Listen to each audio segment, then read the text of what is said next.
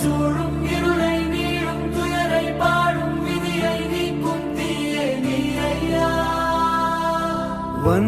வந்தாயையா வந்தாயையா வாழ்வை மீண்டும் தந்தாயையா.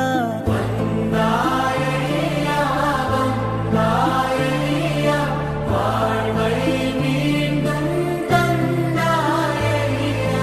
In Tamil classic Purananur, he says, Yadum Ure Yavarke, which means I am a world citizen.